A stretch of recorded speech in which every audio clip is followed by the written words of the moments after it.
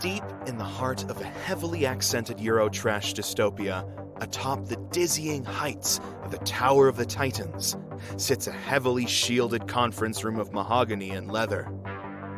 Past the gleaming lobby, echoing with the tap of patent leather shoes. Beyond the hulking security guards in Italian suits, guarding the elevator in which the Muzak deters all but the perverse and heretical. All-powerful council assembles to scrutinize those societies that scrutinize the films which are rumored to drive viewers to madness and dissolution. Guard yourself, dear listener, lest you be detected as we spy upon the forbidden dealings of the Cinemania High Council.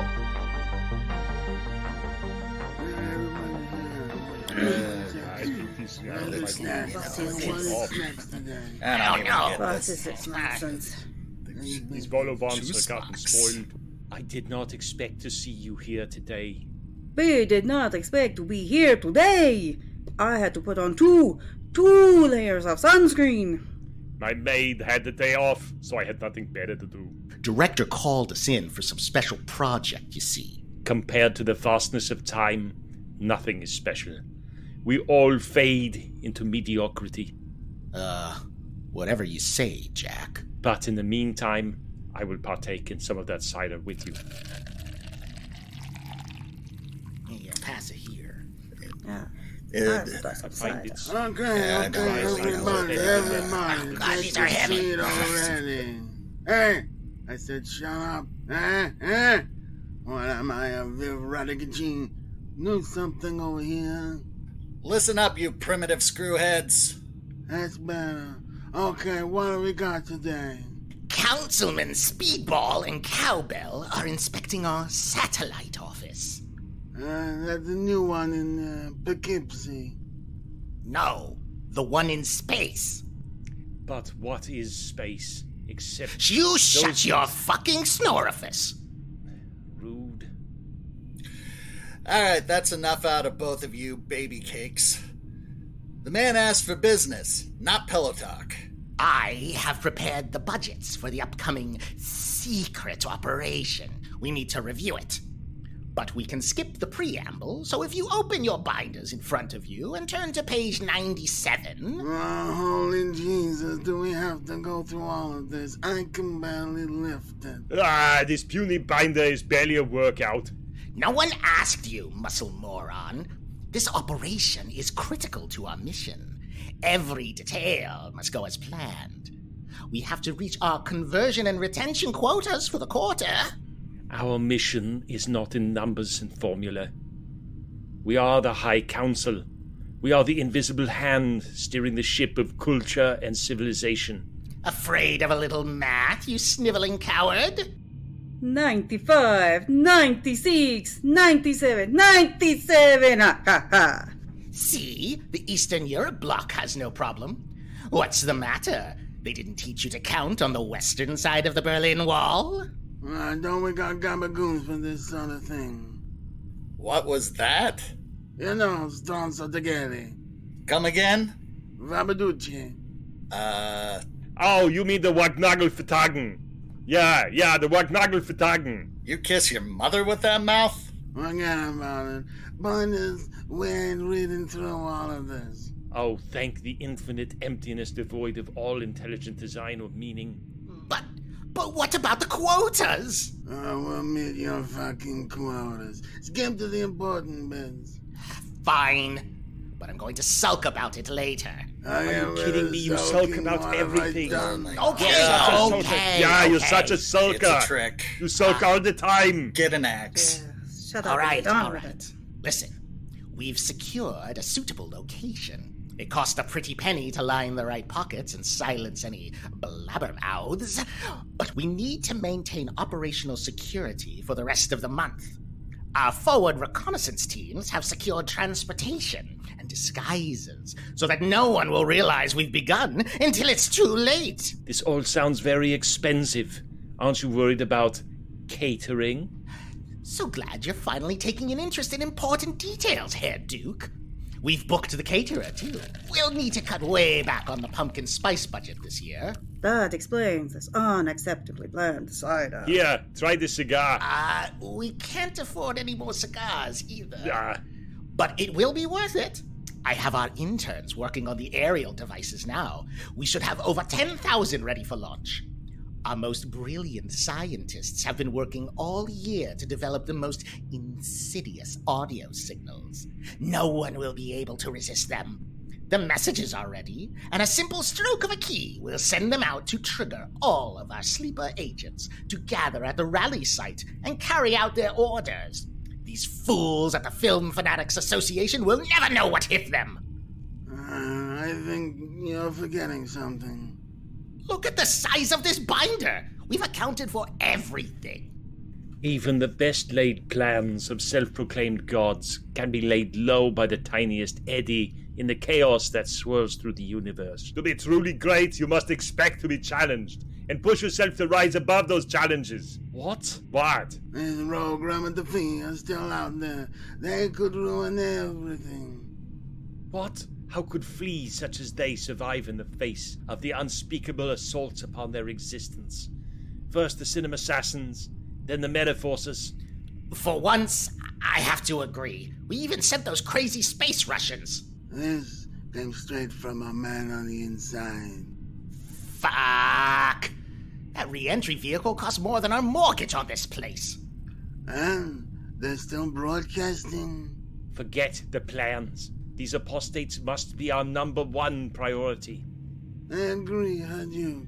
That's why I called some of our top commanders to join us. Go ahead, tell us your plan. We will crush the Society's enemies, drive them to a blockbuster, and hear the lamentation in the discount aisle. I was hoping for more specifics. Yeah, we will cut them out like a tumor. It is not enough to crush them physically. The body is just a meat puppet driven by tiny, egocentric gods. Huh. I always thought of myself as more of a bag of bones. I always thought of you mortals more as blood bags. What? But, You just said, you mortals. yes, you mortals, as in you and me. All of us, yes, for I am mortal too, just like you. You're mortal, no? No, I'm a mortal, yes. Then you mean we. See? I'm not sure that's how pronouns work, buddy, but good enough for me. My point is, if we are to silence the rogue voice that disrupts the symphony of our grand design, then we have to destroy their minds. Okay, so what you're saying is, you don't want us to hurt them. You just want us to bash their brains in. You shouldn't take me so literally. I am forming images with my words. So you want us to suck their brains out? Oigewalt. Someone help me here. The mind is the only limit on to what you can do. Their beliefs is what drives them and gives them strength to survive. Yes, and survival is the most fundamental human motivation. It is the only thing with meaning in the face of a cruel, uncaring world that seeks to destroy everything we create like angry kittens in a room full of origami swans.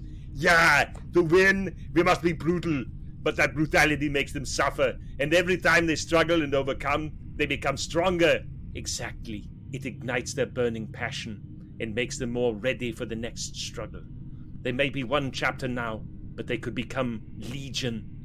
We are creating the crucible to forge them. We give them the chance to grind and put in the work, to push and never stop. What the hell is going on here? I can't understand a word either of them is saying. I don't think it's healthy for them to be agreeing so much. At least my fellow Teuton here understands. We must fight this war of ideas with ideas. Yeah, I have this machine. We strap them down and turn it on and they go...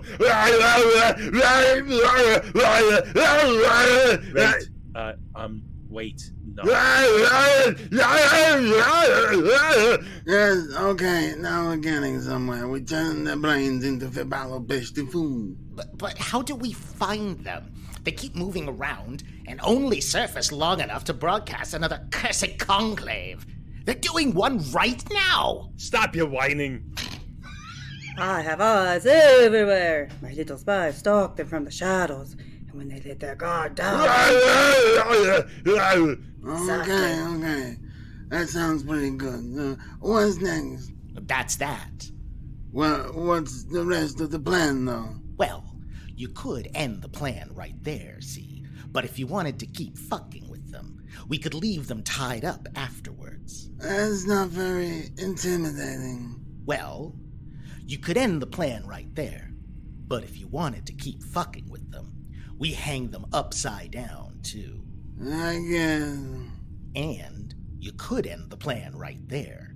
But if you wanted to keep fucking with them, we cover them in honey. This is sounding more like a sex thing than a torture thing. I thought that's what you were going for. No! Oh.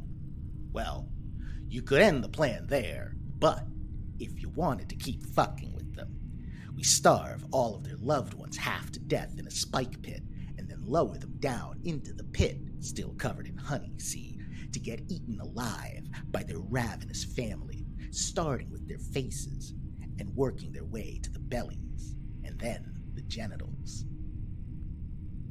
Or we could just let them go. That one. Yes, that does sound better. Yeah. Yeah, that's too much. Excellent. No, it's too much. We can't do that. Okay, so that was kind of awful. Can we wrap it up here, boss? I've got some beers waiting for me. So, about the secret operation, we're still working on one thing. There you go with the details again. We still have to kidnap George Romero. Wow, what is it? It's on our to-do list. You promised last year this wouldn't happen again. I know. Last year's guest of honor was a complete bust. Who would have guessed that Sutter Kane would be such a snooze? Don't worry, we left him in a ditch by the side of the Jersey Turnpike. I was really looking forward to meeting George. We'll get him. And just think, when he pops out of that cake to sing Happy Birthday, Mr. Director. It'll be a thing of beauty. We'll be sure to win Best Secret Society party for sure. The entire eastern seaboard will tremble at our might. Oh, no, I mean the look on Dave's face over at Film Fanatics. Priceless. The Cinemania Society was written, produced, and performed by Daniel Scribner, Hope Bravo, Ethan Ireland, Andy Slack, Alessa Luce Martinez, and Zachariah Burks.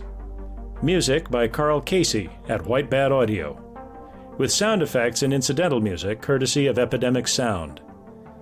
Visit us on Facebook at the Cinemania Society, or email us at thecinemaniasociety.gmail.com. The Cinemania Society is a production of the Cinemania Society, LLC.